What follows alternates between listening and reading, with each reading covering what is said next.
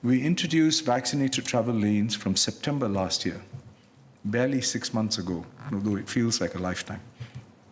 Today, we have VTLs with 32 countries. These VTLs have enabled us to attain passenger volumes of about 15% of pre-COVID levels in December 2021. Flights at Changi have reached 38%, and city links are at 58%. Many have finally been able to reunite with family and friends abroad. We must sustain this momentum. Other aviation hubs like Dubai, Qatar, and Istanbul are already at up to 70% of their pre-COVID international passenger traffic.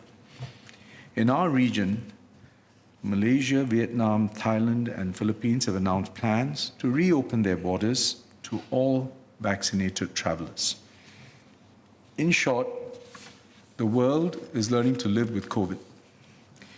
We now have the confidence and opportunity to move decisively. IATA forecasts that international passenger volumes in the Asia-Pacific will recover to about 40% of pre-COVID levels this year.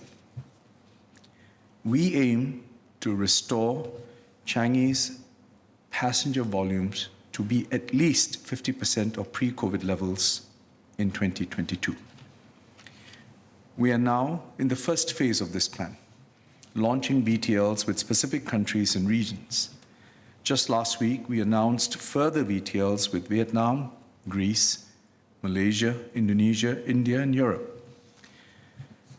The next phase will entail a more fundamental shift from vaccinated travel lanes to vaccinated, quarantine-free travel.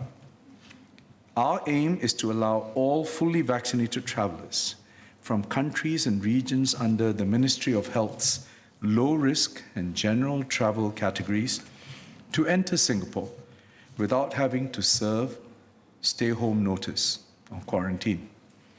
This will effectively reopen our borders to the rest of the world.